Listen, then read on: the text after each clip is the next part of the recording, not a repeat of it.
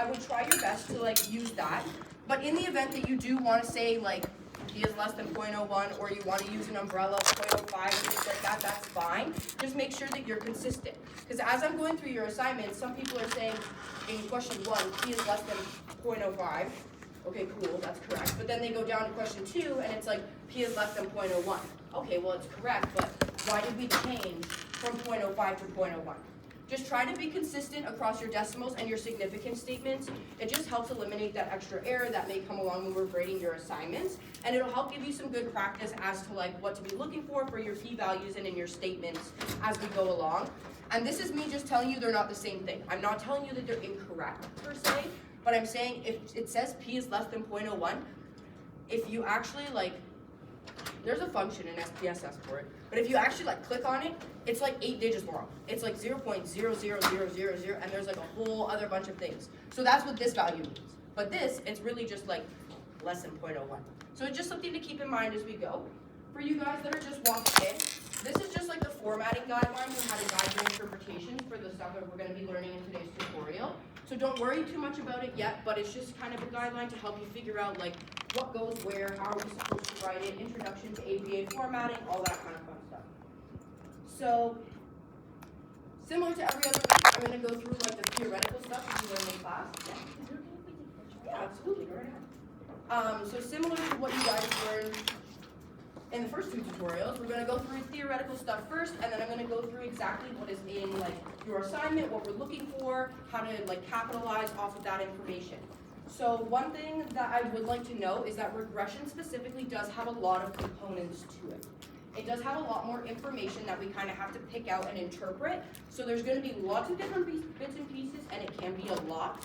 But I'm going to do my best to try and break it down piece by piece for you, so you know exactly what comes out where, and what to say, and what to write down. This is going to be the numbers part. So like these blanks are going to be numbers, and I'm going to show you everywhere that we find those and how to put them in. So regression theory, essentially what regression does is it stresses the strength of the relationship between an IV and a DV. So it essentially allows us to examine whether certain predictors or independent variables can explain a particular outcome or a dependent variable. So now we're moving a little bit more into our inferential statistics. We're not looking so much at like, is there a relationship? We're looking at how strong is this relationship? Are these predictors of this certain outcome? So how much variation in our dependent variable is being explained by the variation in our independent variable. This is also super cool because it allows us to make predictions about future cases. So essentially, once we come up with our lovely regression formula, which I'll also review with you guys, you'll be able to predict cases based on the information that you found for your IV. So that's not something that comes out with a lot of different analyses like ANOVAs and things like that. This actually allows you to say, given some information, what would this person's likely score be across this particular trait? So there's a linear relationship between the variables, and essentially your regression equation is basically like the equation of a line. So you have y prime equals beta 0 plus beta 1 times x1. So essentially, your unstandardized regression coefficients, which is kind of important to remember actually, because the output also comes with standardized ones, but a good tip to help you remember when you're putting stuff into formulas and stuff like that, you want your unstandardized because, like we mentioned for like effect sizes and things like that, for your standardized stuff, it basically multiplies it and puts it into common language, but you lose your unit, right? So if we mix it all up and we want to make it understandable across different contexts, okay, fine. But if we actually want to know like per dollar or per inch or per pound, leaving it unstandardized, so leaving that number unaltered, will allow us to do so. And that's going to be very helpful for your regression equation because you're actually keeping it in units, and that's part of your interpretation that we'll go over after as well. So essentially, your beta 0 is your intercept, which is the value of y when x is at 0. And then your beta 1 is the weight assigned to the IV. And this creates your slope or the gradient. The change in dphi here, this is why it's important for us to keep in mind that it is unstandardized, is beta 1 actually equals the change in your dv associated with 1 unit of change in your IV. So say for every, okay, this isn't going to be accurate, but like for every year that you get older, so for every birthday, you grow 1 age, right? For every 2 years, you grow 2 inches. 3 years, 4 inches, etc., etc., all that kind of stuff. By keeping it unstandardized, we can actually attribute those units. If we go and put it into like a Z score or something, what is the unit of Z? I can tell you, I don't really know, to be honest. So we just want to keep that as is. And SPSS is really cool because they actually label it for you. It literally says unstandardized. So when you read that, you're like, okay, this is what I need. So this is just a visual for you. The regression line, or your regression equation, is the line that best fits the data that we have and allows us to predict scores based on other variables. So this here, this blue line, is the equation of the line that we just chatted about, and these are all your data points. Obviously, they don't fit perfectly across this line, therefore, it's almost always imperfect. It gives us a good estimate, but it's obviously not going to be exact. Otherwise, these data points would be along this line perfectly. So essentially, scores obtained are not equal to the predicted scores for any potential line. Those are residuals, but our goal is to minimize the error, residuals, in our prediction. So we're trying to keep it as accurate as possible. We can also understand there is still room for error, and it's like a very good guesstimate. Okay, so essentially, when we're doing regression theory, we are looking at goodness of fit. Is the model good at predicting scores? Yes or no? How we can find out this information is by looking at some of the different pieces that will come out in your analysis. So your first one is your R squared, which we talked briefly about last week, right? When we ran our scatter plots, they came out in the top right corner, but that wasn't our problem last week. It's going to be our problem this week. But it's the same thing. It's nothing new. So essentially, your R squared is the proportion of improvement due to the model and the amount of variance explained. So if we had an R squared value of 0.3, we multiply that by 100, 30% of variance is explained by that variable. Your adjusted R squared does the exact same thing. It's the same as the above, but essentially it accounts for the numbers of predictors in cases. So SPSS does some super cool stuff behind the scenes, and it gives you a more exact estimate, taking into account the number of predictors and cases that you're examining. We will be asking you to report both numbers. They're probably going to be very similar. So you will need both of them. It will tell you which one is which, but you're gonna want to know, like, your R squared is this one, your adjusted R squared is that one, because marks will be assigned for correct values, right?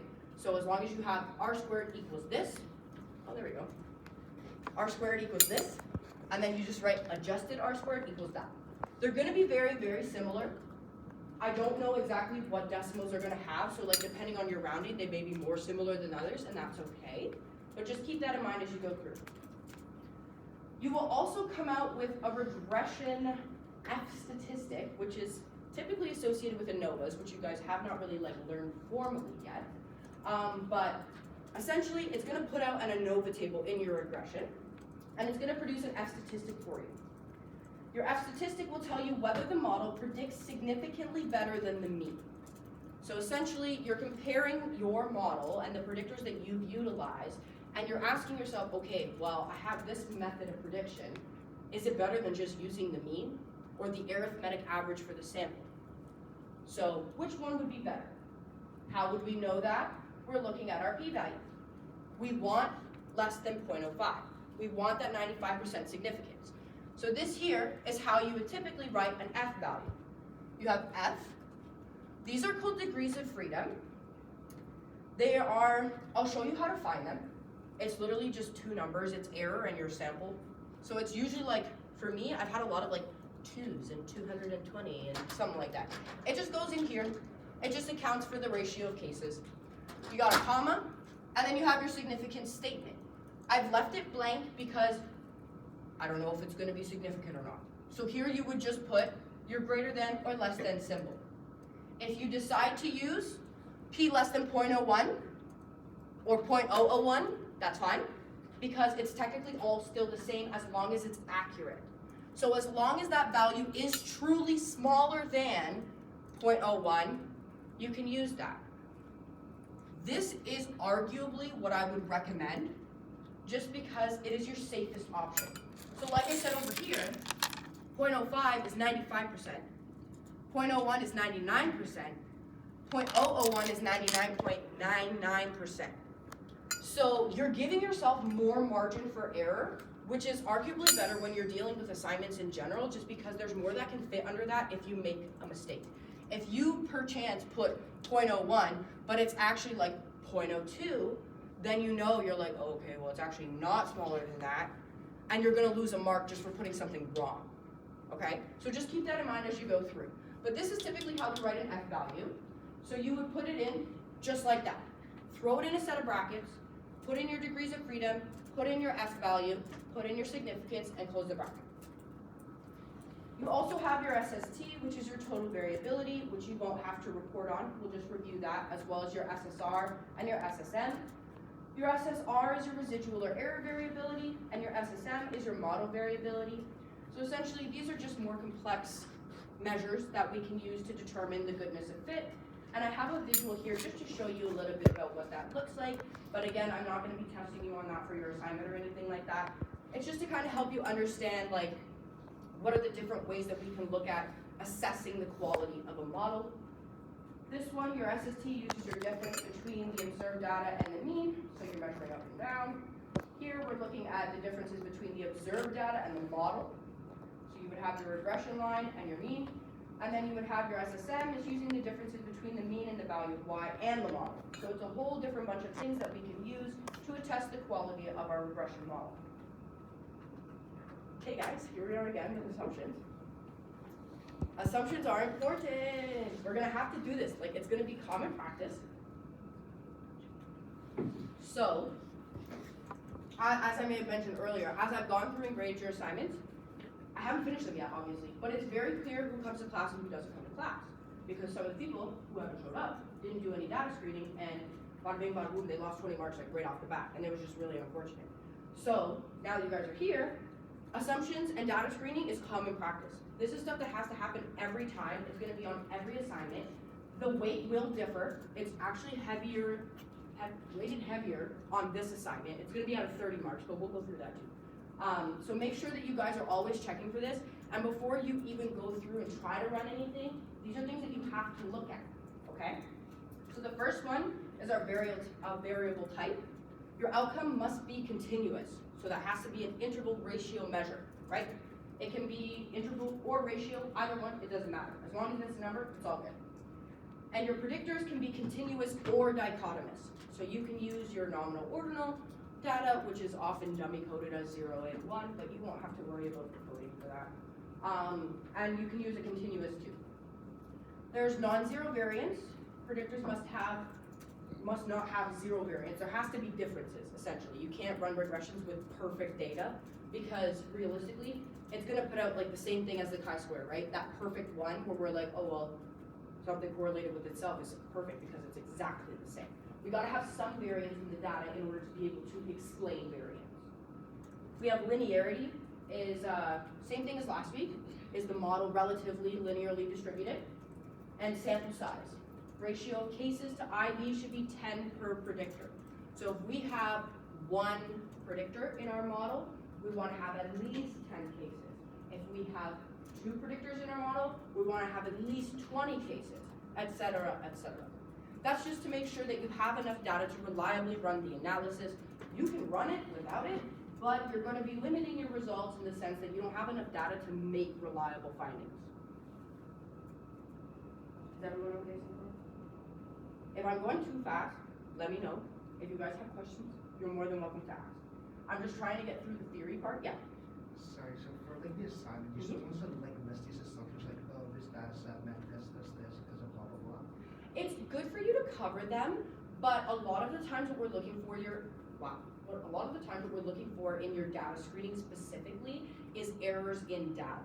So like, it's always good practice to go through and cover like, okay, the variables are good, there's non-zero variance, all this kind of stuff. But what we're looking for data screening specifically is like, okay, was the data skewed? Are there outliers? Are there missing cases? Those are things that we can fix. And a lot of the times when we're assigning you assignments, you guys are learning stats. So we're not expecting you to be like, oh, well, there's a, okay, hold on, let me think. So a higher level version of like a regression assignment would be, okay, we have this variable that is 6 categories. How can we use it in a regression? Well, you can't, because it needs to be dichotomous. So I would ask you to essentially make that variable with two options. You would have to dummy code it and then run it. So essentially, I would recommend, like, it's good practice to like put it in. I'll review the specific ones that are gonna be graded for. If you guys add them some in as extra, that's totally fine. But I'll review exactly what's expected for the data screening for this assignment. But it's always good practice just to kind of figure that out, just get familiar with it. Are we still looking at normativity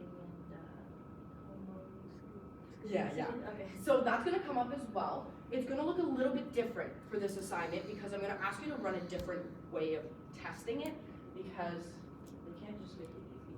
I wish they could. But yeah, I'll go over that for you as well.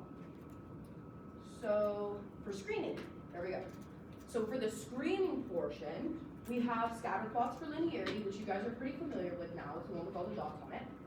We have standardized residuals, which I honestly like because it's essentially telling you like which ones are outliers without you actually having to look for it.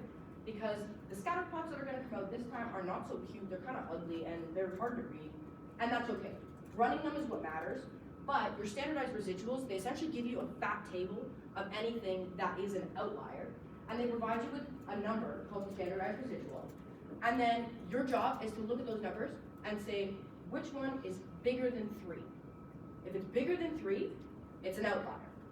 Okay, so we know straight up the numbers are telling us this is bigger than 3, this is an outlier. Then there's another column in this table, I'll review with you, don't worry.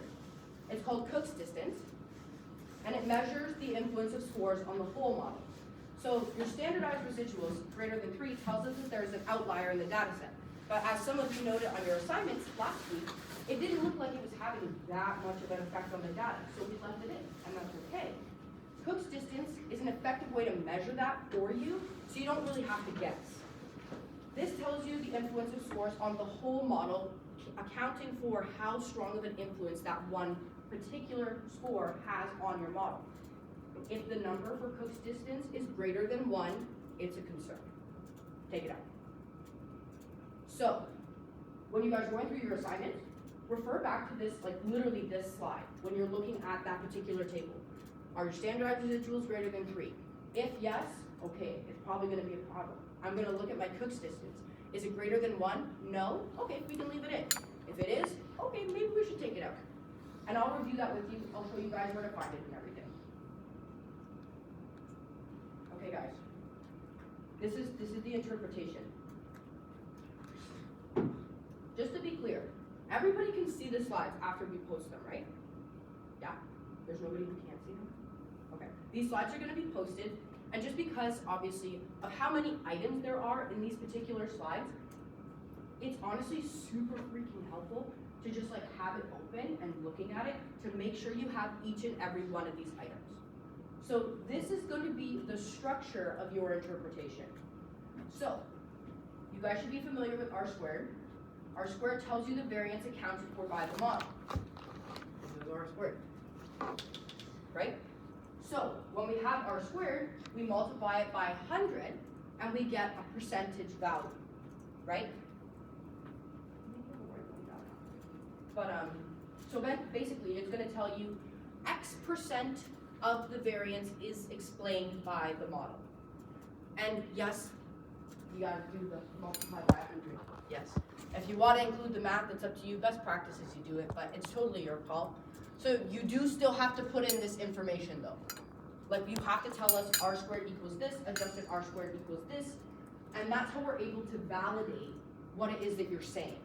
So if you say, oh, well, 30% is accounted for, okay, well, how did you know that if you don't give me the R squared value so I can validate that? Your F statistic is telling you whether the model is significantly better at predicting the outcome than the mean. We want 0.05, right? So when we get our F value, we're gonna put it in here. These are degrees of freedom, don't worry about those yet. We have our P statement, whether it is or is not significant depends on whatever symbol you put in here. Is it greater than or less than 0.05? If it is significant, the model is significantly better at predicting scores than the mean. Your t-test tells you the significance of individual predictors. So these two talk about the model, like the whole thing, This one is talking about predictors. Are the predictors significant predictors of the outcome? Yes or no? How do you guys think we're gonna find that?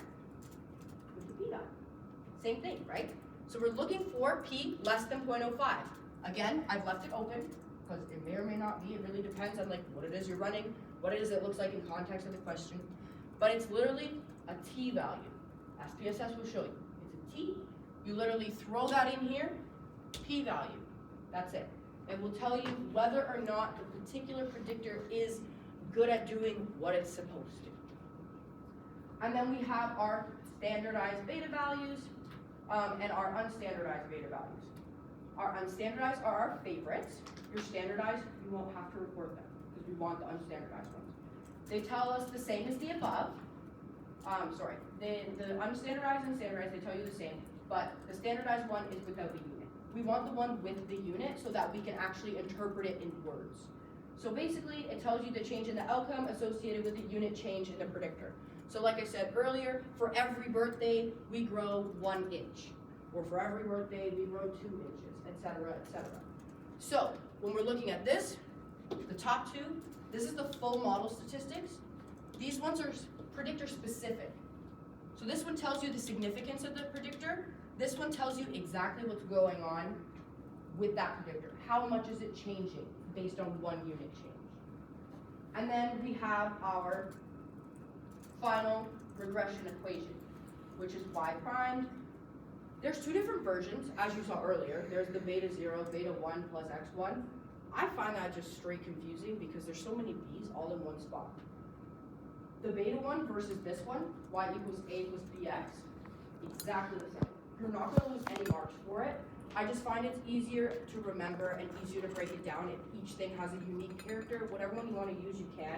But this just tells you what everything is. So it tells you what goes where. You have your predicted value, your y-intercept, and your slope. And it's helpful. You see, like your b is your beta. Okay. Yeah. What was adjusted R squared again?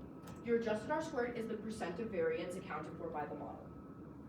So you would multiply the value by 100, and then that essentially tells you how much variance is accounted for by what you're using. So moving into the computation of it, it's a little bit different. It's a regression. So we're going to go to analyze. We're actually going to hit regression, and we're going to go to linear. Same thing. You guys get to decide which we should have a pretty good idea how to do it as of now. Moving your dependent variable over into your dependent box, your independence over into your independent box. And then we are going into 2 different boxes. Fun. Okay. So on the left side, we have our estimates checked off, case-wise diagnostics, which is essentially what's going to tell you where your outliers are. So make sure you guys have that checked off. And it will also, it should be done automatically. 3 standard deviations, like that should be put in as a system basic thing that they've already done for you. So just make sure that this is all checked off. Oh, your model fit and your descriptives. That'll just give you your R squared, your adjusted R squared, your standardized residual values, and your Cook's distance values, and some descriptives along to go with it. Then once you've done that, you obviously press continue to save it. And then for plots, this is where we're getting into our new kind of screening-esque stuff. So this is exactly what comes up in SPSS. So it essentially puts together a bunch of those residuals like we talked about earlier. So when you guys see these options come up, don't be alarmed. Literally pick what is on the slide. So your Y is going to be your Z residuals, and your X is going to be your Z predictors. And you are going to ask for a normal probability plot, aka the PD plot. And then you're just going to press continue. And then we're going to go back in and select our Cook's distance. This is in a different box, which I believe is options. It's in one of those boxes. Just make sure that you find that big box and select Cook's, because that'll tell you the influence of your outliers if there are any. And this is what's going to come out. So we're going to go step by step, okay? So this is our standardized residuals tables and stuff, aka in the larger table, your case-wise diagnostics table. I've got everything circled in a green box that you guys are gonna need. So, when you guys are looking at your case-wise diagnostics, you have your case number, your standardized residuals, your current salary, which happens to be one of the variables used in my big data, so don't think too hard about that one. Predicted values and your residuals, which is your error. The only ones that you guys are gonna need is these first two, okay? So, we're looking for things that are more than positive or negative 3 standard deviations away. So you're gonna go through down this list, and you're gonna look and see, okay, this one, 6 is way bigger than 3. 3.4 is way bigger than 3. 4 is way bigger than 3. -4, bigger than 3. These ones are all bigger than 3, yeah? It's kind of a silly question, it's probably never gonna actually be Oh, it's 3. okay. But what if it is 3? Would we consider it to be like included in that or not? Like it's exactly 3. Yeah, so you follow up with your Cook's distance. Oh, okay. That's where the second step comes in, because you probably will have some like that, because that was never used, stupid things come up. So we can look at this, and we're like, oh, okay, we low-key have a lot of outliers, and they're all outside of 3 standard deviations. What the case number tells you is exactly what cases those are. So in the event that we find that this is a super big problem, you know exactly what ones to take out. If we move down to the residual statistics box, this is where we find Cook's distance. Now, Cook's distance is the one that we were looking at, if you guys can remember, that greater than 1 is a problem, right? So we're gonna look at Cook's distance, and what you're looking for here is your minimum and your maximum. Your minimum is 0, which is nice. Your maximum is 0.5. So it doesn't exceed that value. It is less than 1, so just leave it alone.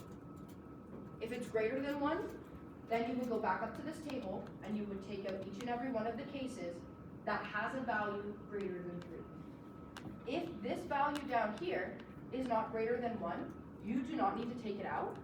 You can leave it all alone and just say, according to the standardized residuals, cases 18, 103, 106, et cetera, were deemed to be outliers. Upon examining Cook's distance, the maximum value was 0.5, therefore it's not having undue influence on the model. Done. You can just leave it at that. Does that make sense? Yeah? You only take the outlier out if the Cook's distance is greater than 1, regardless if the. Bingo. Yeah, exactly. So your standardized residuals is telling you like what's going on with each individual case, and your Cook's distance will tell you, okay, do I actually have to do something about it? Does that make sense? The Cook's distance isn't for every like individual case, right? It's like overall. It's overall, yeah, so it's an overall measure. So you should always remove like all the outliers if it's too high, or You would remove any that has a standardized residual over 3. okay.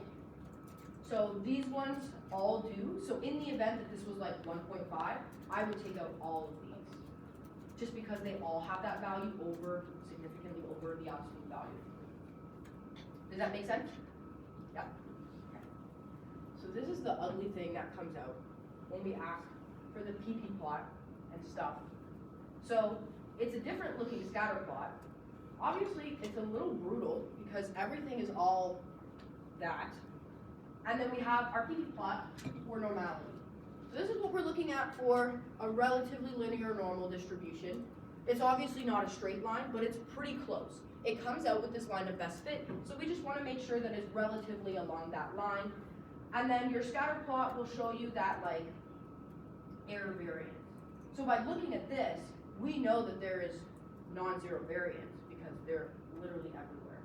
They're stacked on top of each other, there's outliers, there's all kinds of different things. So this just tells us that it's pretty normal, it's pretty linear, and it's not very homoscedastic, but that's something that we just acknowledge as a limitation for now. Same thing as last week, if you notice that it's like a little bit heteroscedastic or it is heteroscedastic, that's okay. Just state that, just let us know what that may do for your data. May cause like reliability, generalizability, whatever it is you want to use. There we go. So, reasonably straight diagonal line is relatively normally distributed. your scatter plot residuals to be roughly rectangularly distributed with most scores concentrated in the center. Right? You can put a little box around that, kind of. And then deviations from the centralized rectangle suggest some violations of the assumptions that we chatted about earlier. So when you guys are doing your interpretation for your data screening, literally copy paste. It shows a relatively linear straight diagonal line, thus normality is satisfied. Your residuals are roughly rectangularly distributed with most scores centered along the center here. Thus, we can pretty much conclude that most of our assumptions, if not all of them, are satisfied. So that's kind of like a guide for that portion of your interpretation. Okay, so now we're getting into our results. So the first one is your descriptive statistics. You're not going to be asked to report on it, but we did just pull out the information so you know what tells you what in the event that you need extra information for whatever reason. So essentially what this table tells you is the variables that I was looking at were current salary and beginning salary. So we were using beginning salary as a predictor for current salary, I think is what I did. The N is your sample size, so that's your number of cases. There were 474 participants. Your average salary, current, 34,419. Your average beginning salary was 17 grand. That's all that tells you, and it gives you your standard deviations. You don't have to report on that, that's just what's there. A correlation table will also come out. You guys should recognize this from last week. You're not going to be asked to report on it at all, but it gives you a little bit of an idea of the results to follow. So if you're looking at it and you're ever confused as to whether like you may have made a mistake or you're not too sure if you've done it correctly, this will give you an idea. So essentially it's the same thing. Your Pearson's correlation value, 0.8, significance. So there is a strong positive correlation. Okay, so we know that there's a relationship there. Now we can move forward and actually look at the regression analysis to see how much is actually being predicted by the predictors that were analyzed. Okay guys. So this is where we get into the good stuff. So essentially, R squared and adjusted R squared. Would it be helpful if I filled in that based on the example? Yeah? Okay. Go ahead and do that. I'll try and use a different color. Okay. So I got it circled here for you. Your R squared and your adjusted R squared. R squared, adjusted R squared. So basically, you have to put those in there. 0.775 and 0.774. Perfect. Remember what I mentioned earlier? Very, very similar. So they may be the same, they may be similar, they may be a little bit different, that's okay. Just make sure you got them in the right spots and write it just like that. When you guys are doing your shared variance and stuff like that, reflect on your R squared value. So when we're talking about how much variance is accounted for by the model, if we multiply this number times 100%, we get 77.5%, right? So that means 77.5% of the variance in the model is accounted for by your predictor. So then what's 100 minus 77.5?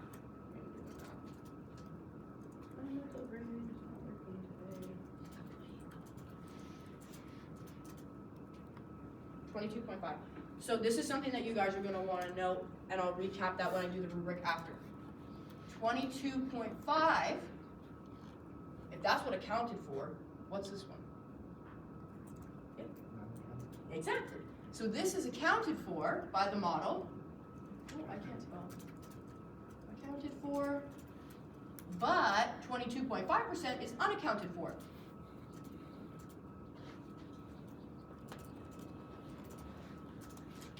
So that's the information that comes out of your R squared. So we need to include that math, like the 100 minus 77.5, like how you wrote it there. We have to include that in the. If you want to, you can. It's not mandatory. The only reason that I would recommend it would be like if you made a mistake in translating it. Okay. That way we could see like, oh well, they just made a mistake putting one decimal. We can see the math. We will probably be more lenient with that, but it's your call. Whatever you're comfortable with. Okay. that make sense? Okay. Yep. Are you gonna share the slides with me for the assignment? Yeah, we're gonna slide, wow, English, I'm just struggling today. We're gonna share the slides, probably later this afternoon, so you guys will have access to it. But if you guys wanna take pictures of this, be my guest, I don't care, go for it. Okay, so now, we're gonna move into the ANOVA table. It's called the ANOVA table. So when we're looking for F, F is the test statistic for ANOVAs, that's where you guys are gonna look for that F value. So, your ANOVA tests the hypothesis that R squared is 0, which is that non-zero variance. So it tests the hypothesis that there's literally none. So R squared is no linear relationship between X and Y, that's a problem, but we've already looked at it, there's a linear relationship. If P is less than 0.05, you reject the null hypothesis that there is no linear relationship. If P is less than 0.05, then X is a good predictor of Y. So, here are the things that we're looking for. F and your significance. Remember those degrees of freedom that I was telling you about? They're right here, DF. They didn't spell them out, but. So basically, you're gonna put your regression number and your total number.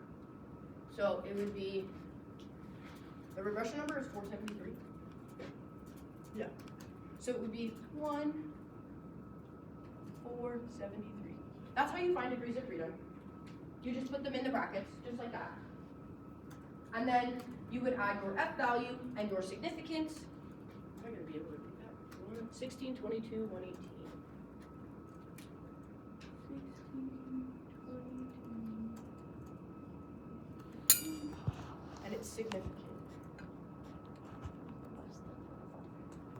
That's how you would write your F value.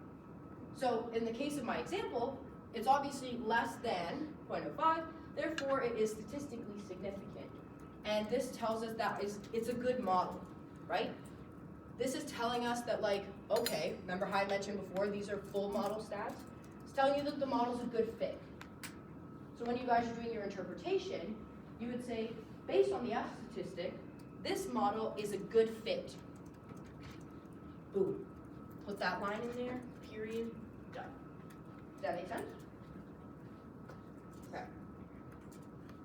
Like I said before, your degrees of freedom is just your regression and your total. It should be one super high number and one super low number. It's just, regression is the number of predictors, and this is the sample size for accuracy. That's all. Okay. So this table is intimidating, I will admit, but we're gonna go through it piece by piece. So we have our unstandardized beta, and we have our T statistic, and then we have in bivariate regression the standardized coefficient. So the standardized version is equal to R. You guys don't have to report on it, but if you guys wanted to like double, triple check, you could go from your coefficient table back up to your chi-square and be like, oh, okay, it's exactly the same. So you don't have to worry about it. But I have them circled here for you. So your table's gonna come out pretty much looking the same with some different values. We're gonna go over each of these now and how to put them in.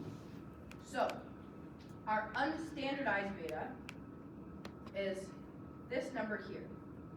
This is your constant, we'll come back to that later. This is your 1.909.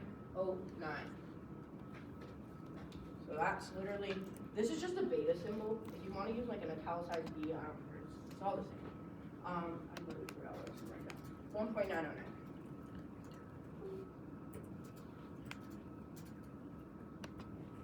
Okay, that's our beta value. And then we also have to put confidence intervals in there, but I think that's in a different table that I'll have to find for you. But that's our beta value. You would insert your confidence interval here, which is those two numbers, the bottom and the top of the range. This is our standardized, which is the exact same as the correlation value from earlier. You don't have to report on it, but I've got it circled so you can see. As you guys can see here, unstandardized, standardized. We want the unstandardized one.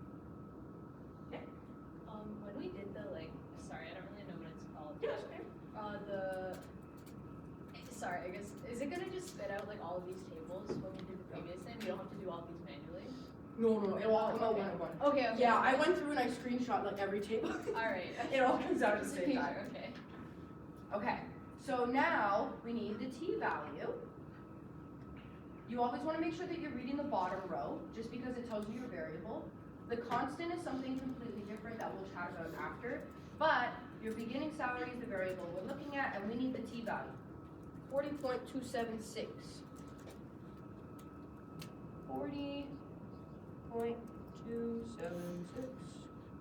And it's significant. Would you look at that?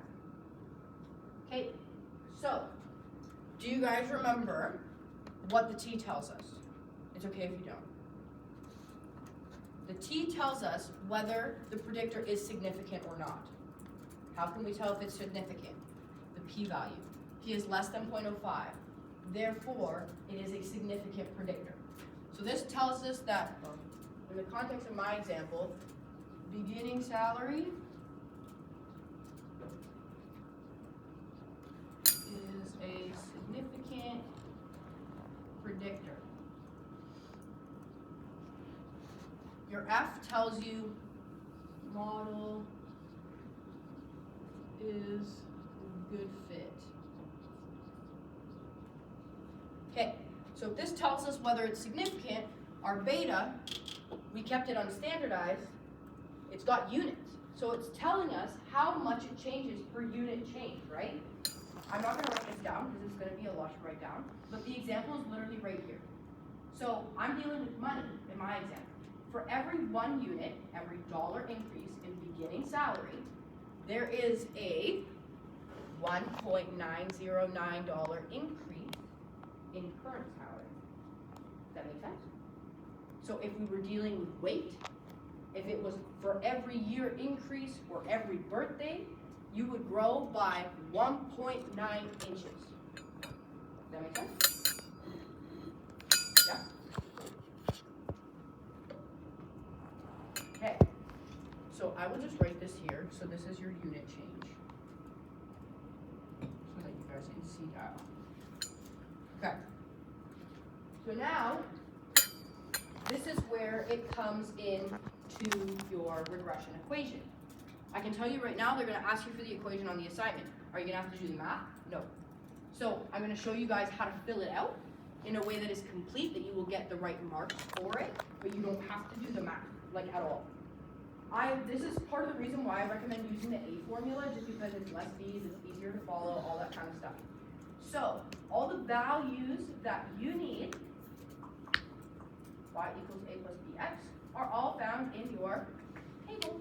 So, I will write down the formula for you, and I will fill it out in the context of this question, so that you guys know how to fill it out. So it's y prime.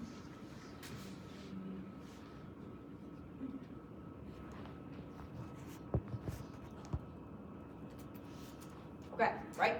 So, we have an A value and a B value.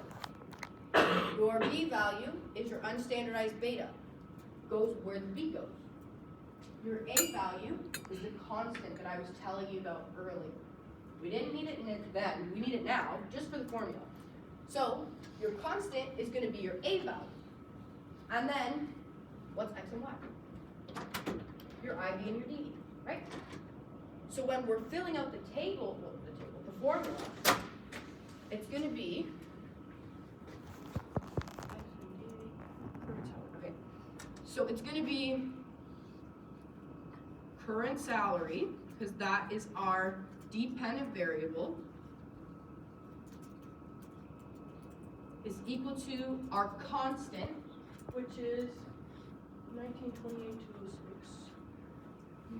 1928-206 plus our beta value, which is where we find this. Otherwise, right there is our unstandardized. It's right underneath the constant. So that's going to be 1.909. And then the last thing is our X value, and that is our beginning salary. So in the event that you guys ever had to do the math, or you ever wanted to predict a score, this is the formula that you would use. You would essentially enter your value for beginning salary, because that is our independent variable, right? We would enter the observed value, so if they made, for example, 17 grand to start, 17,000 goes in here, you do the math, you have a prediction for their current salary. When you guys are dealing with your formula, that's what I want to see. Literally, write it out. It's not sufficient enough to put X and Y. We have to know that you know what X is and what Y is. I can basically tell you, I think the questions were 10 marks. It's literally 2, 2, 2, 2, and then like 2 for doing it. So just make sure that you guys know what to put in. Make sure that you guys actually spell it out for us so that we can give you the full marks for it. And I would highly recommend putting the blank formula in there as well.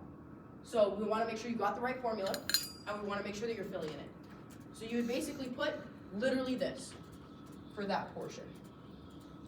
Y equals A plus BX, and then you would say, okay, this is when I fill in the blank. That's all that goes there.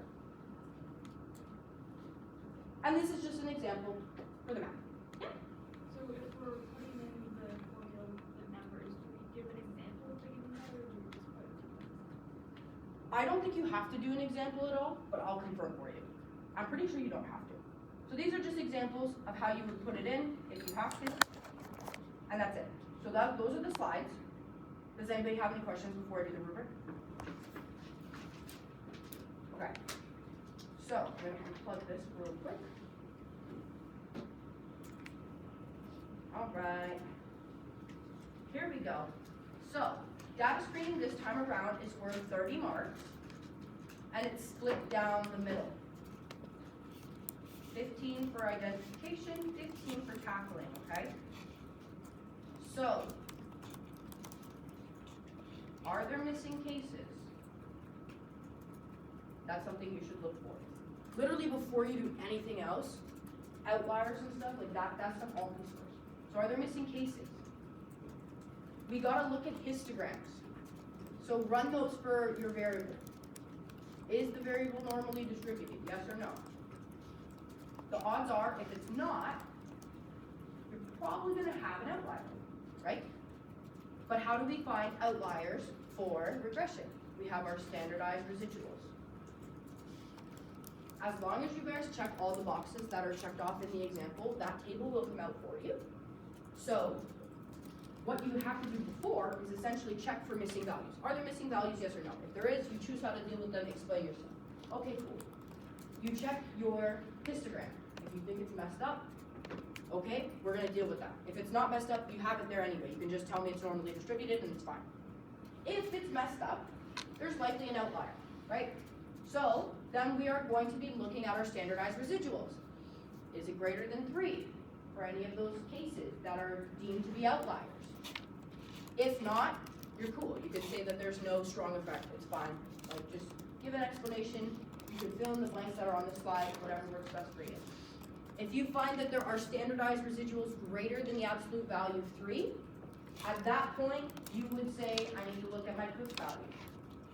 If your Cook's value maximum is greater than 1, delete them. If it's not, leave them alone and just say my Cook's value was less than 1, therefore there is no undue influence on the model. So that covers both what you would do and an explanation for that. Does that make sense? And that's 30 marks. Okay. Your regression itself is 70 marks, so it's out of 100 again. But the pieces are very, very small.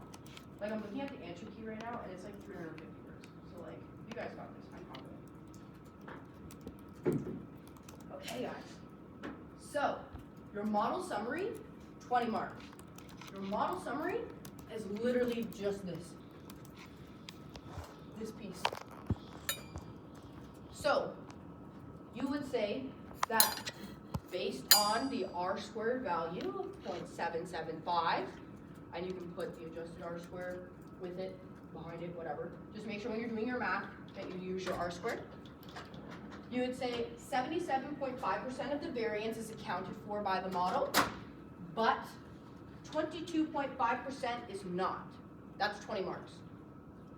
Those components are worth 20 marks. And in the event that it's unaccounted for, you basically know that there's something else explaining this. So you would basically say, based on the R-squared value of 0.775, there is 77.5% of the variance explained by the model. However, 22.5% of the variance is still unaccounted for and is likely explained by other variables. Does that make sense? Okay, so ANOVA, 10 marks. So, this is this part, right? So you put in this number, and you would basically say, based on the ANOVA, the model was statistically significant, and it was significantly better at predicting than the mean. You can also add that the model is a good fit, because that's also what it's about, but I'll also write it down so you guys can see it here. Better than the mean. That's what comes out of that. So we need your F value, degrees of freedom, P value, and then obviously the output, and then your statement.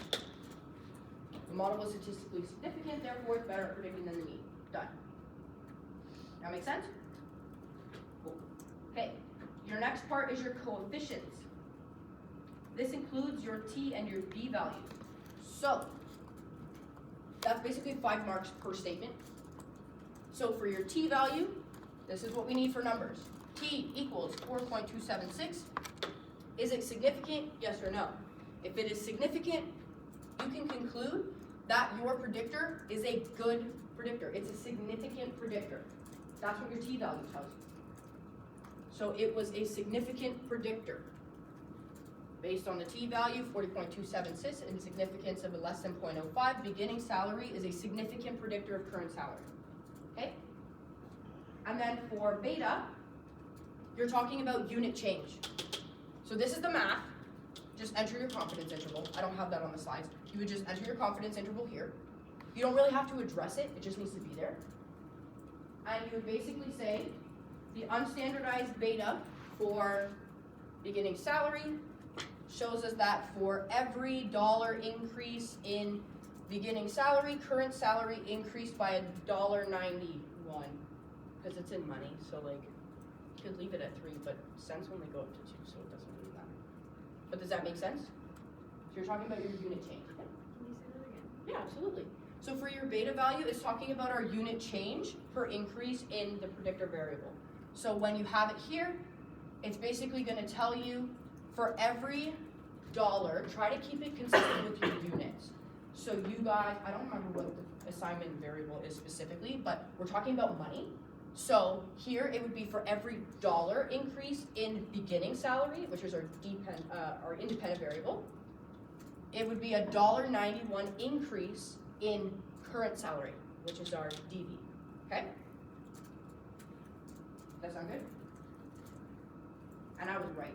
The formula is worth 10 marks and you don't even have to do the math. So then you would literally fill it out. That's all you have to do. You don't have to do an example.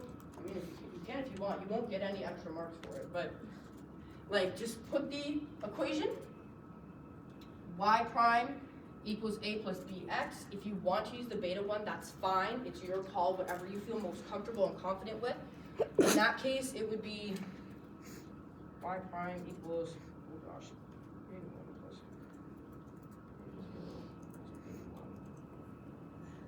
think that's what it would be. Oh, like that's just so ugly. This one's so much easier. And you would literally fill in the blanks. So the A value, this is our, oh my gosh, constant. Just in case you guys forget, but it's also summarized and circled on the slides for you. So you would put your blank formula and you would just write it out. Show us that you know exactly what's going on. Current salary equals constant plus the beta value, unstandardized, and your IV. The last one is your understanding of findings. So it's basically a summary. It's 20 marks. There's no like like solid structure as to like what we're asking for, but what we need is a solid understanding of what it is that you've written. So I would do a brief recap and just be like, based on the analysis, the model was a good fit. Did it cover a large proportion of variance? This one did. Except I've never seen one like in real life that does that well. So you could basically say the model accounted for a large proportion of variance.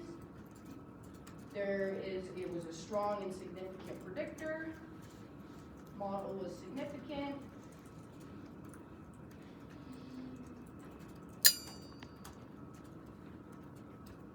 Talk about the predictive strength. And then to like top it off, you guys can throw in a sentence that just say, if anybody wanted to predict whatever it is that the assignment's asking you to predict, you can use this formula. That's it. That's your assignment. It is worth 20 marks. This one, it's 5 sentences. 5 very, very short sentences. So like, use your discretion. It'll be multiple marks per sentence, I guess, but we want to make sure that you guys understand like the implications of your findings. So these are all mark specific for those components, but at the end, it's a 20-mark summary outside of what you've already put. You can recap, that's fine, but go a little bit further. Was it a large proportion of variance? Was the model a good fit? Was it significant, et cetera, et cetera? But this is all that you guys will need. Does that make sense? Everybody's cool with that? Guys, I finished early today. Look at me go. Okay, if you guys have any questions, you're more than welcome to come on up here.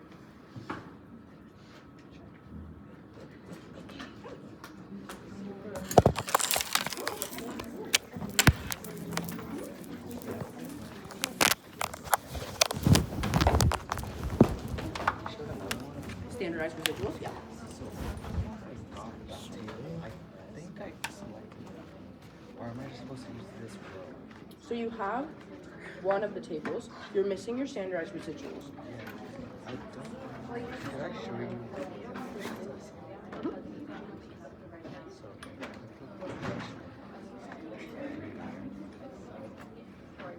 Okay, so go to statistics. Piecewise, model. Okay, continue. Your thoughts. And that. Ooh, continue. Options. Oh, see? Perfect. Okay. You want to see?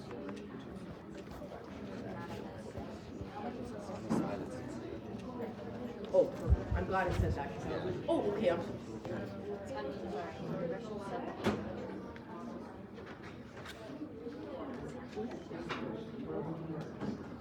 case-wise diagnostics. It should be in your case-wise diagnostics table. So do you have a case-wise diagnostics table? If you scroll all the way back up. Okay, scroll. Yep. Okay, so we don't have a case-wise diagnostics table. And the way that I have it on here, I would recommend rerunning it. Just make sure this is checked off. It should come out because this case-wise diagnostics table is where you're asking for your standard deviation. So try and rerun it.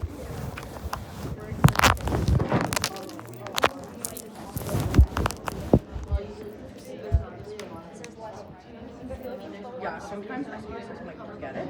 So try running it again.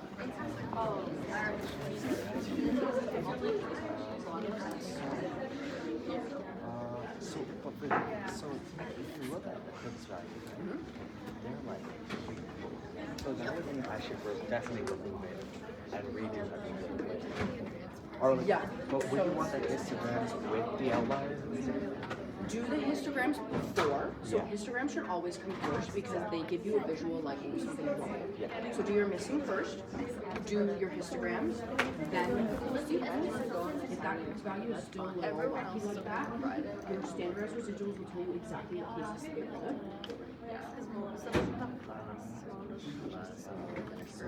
The only reason we have these are to look at these is for the, so you know the original assumptions we looked at last time. So that's why we have these.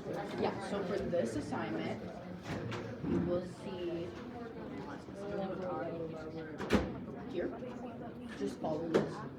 So you'll say there's a reasonably straight diagonal line, it's relatively normally distributed, and then you say that the residuals are roughly rectangularly distributed, therefore, the assumptions. Yeah. So, just to make sure, you would still want me to make this again after the data is. You won't have to make that again, because this comes out with the regression.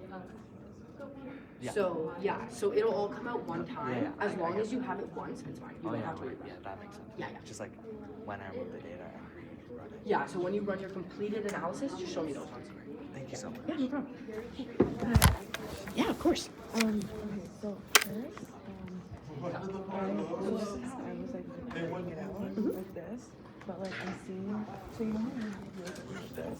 For mine, I have it, starting with this, but I have it, like this. The F statistic, I did it to 0.0. So I'm going to say that you could do it like this, but you recommend to do 0.05, but mainly for everything I have like 0.01, like even here. Yeah. Should I change it? No, it's fine. As long as you as long as it's like actually correct in how you've written it, it's fine. You'll get marks for it. It's just that some people were using the wrong value. So like they were putting like 0.01 where it was like 0.02, so it's technically incorrect. But if they used 0.05, it would have been fine. So if your p-value says like on mine, for example, so basically here, this is a p-value. It says 0. So in that case, you could put p is less than 0.05, p is less than 0.01, or 0.01, and it would be correct. But in the event that it was like any bigger than one of those thresholds, if you put the wrong value, then it's incorrect. So as long as it's like it says like 0.001 or even 0, like you should be fine. Okay. That's under correlation, right? Yeah. So this one, it literally says like less than 0.001. That's fine. So just leave it like that. Yeah. Okay, and then,